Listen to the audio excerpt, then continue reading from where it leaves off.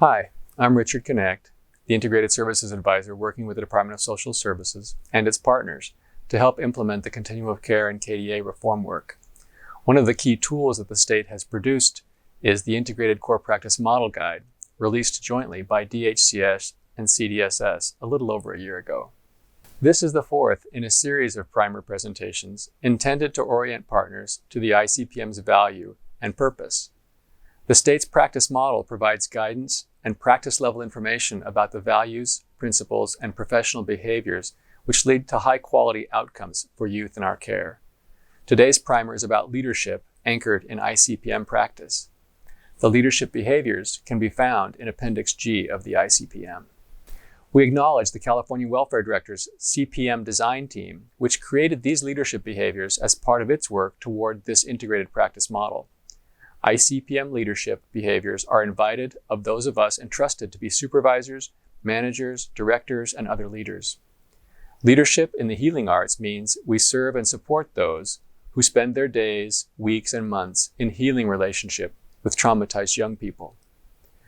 At the more senior or department level, it also means that we're mindful of how our interactions with peer department heads, chiefs, and local and state policymakers can be guided by the very same practices: empathy, engagement, and empowerment.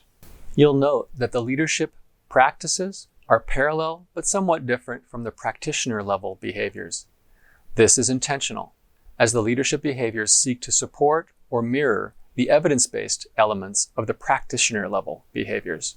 We'll talk about each of these briefly in this primer. Just like the practice-level behaviors, leadership begins with engagement. Here are the leadership engagement behaviors. I'd quickly emphasize the invitation to demonstrate that you care about your teammates and partners by listening to and celebrating them. Being engaged means being present during conversations and supervision sessions. It means we're mindful to not multitask when others are seeking our energy and attention, in order to authentically and genuinely connect. When we do so, we communicate that others matter. Leadership also invites inquiry and exploration. Note the reminder to attend to key data points around performance. Sometimes, when staff members are overwhelmed with the difficulty of the work or the secondary trauma associated with healing, it can be powerful to find within our data the successes and realities of the work. Data can help clarify needs, breaking through the momentary and sometimes emotionally charged perspective. Data has a way of helping us challenge what we may be feeling in the moment, and when used with sensitivity, can help guide us through the exploration and inquiry process. Being mutually reflective invites us to spend more time asking authentic questions and less time in directive accountability. When I think about inquiry and exploration in a leadership context, I think of the research and theories captured by the practice known as appreciative inquiry. When we ask questions of one another, if we can do so in a way that acknowledges and celebrates intent, rather than accuses of shortcoming or wrongdoing, we do much to align our shared interest and focus on what's important to our youth and our systems. Rather than asking, for instance, "Why did you do that?" good leaders might ask, "Would you be open to explore whether or not your experiences in this case were effective for the family or the youth involved?" Or perhaps, "I wonder if there isn't learning in this case that might be helpful to your teammates." When good leaders are team-based, we focus on three key behaviors or ideas. These are represented in this slide by words like inclusive, partner, and active.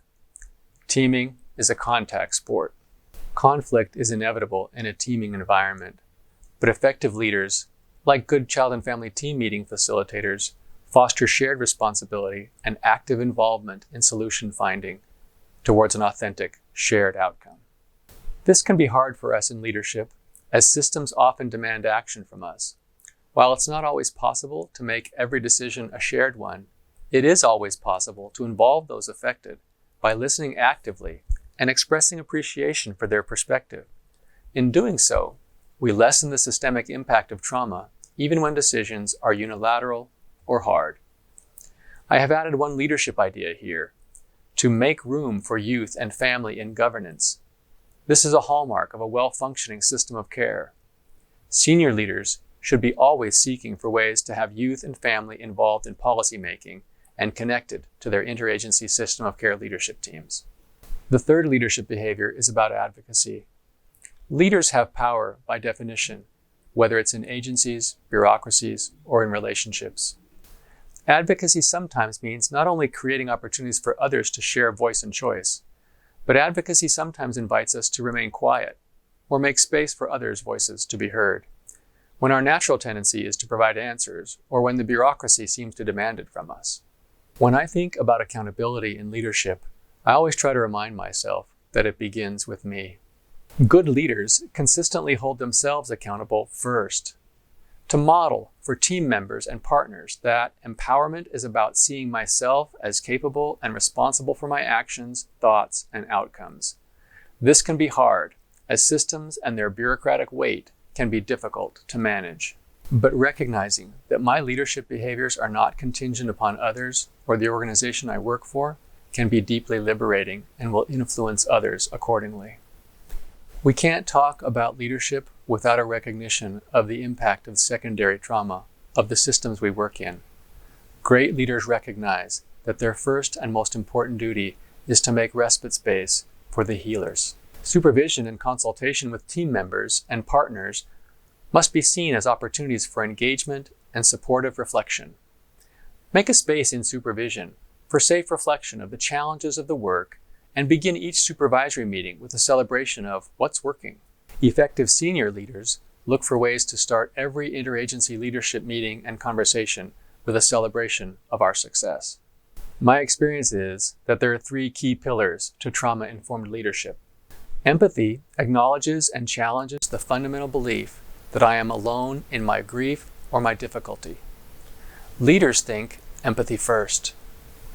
Engagement is the forming of relationships that will contain the emotions and behaviors of my experience. Our relationship should be seen as a safe container for the difficulties of our teammates. Empowerment is the acceptance of responsibility that I am not constrained to act as a victim of my work-related experiences or the rules that seemed to bind me or my service industry. As we wind down this quick primer on leadership, it may be useful to reflect upon the cost of our inability or reluctance to invest in trauma-informed leadership. Sometimes we are quick to blame staff turnover on the system, the burdens and the demands of the very difficult work we are engaged in. While we work to change and improve those systems, we should also strive consistently to recognize that the research on job retention is clear, that most often we remain in professional relationship with those who we feel understand us, who get us, who relate authentically to us, and help us navigate the weightiness of the work. We can blame the system and its shortcomings, or we can stand with our peers and partners and quietly acknowledge our shared capacities and responsibilities. This concludes our short exploration on leadership constructs of the Integrated Core Practice Model. Remember that consistent efforts toward living and breathing these ideas in partnership with others will not only lead to greater success with our youth and their communities, but to greater professional and personal life satisfaction. Remember also that you are the gift of good leadership to the healers around you.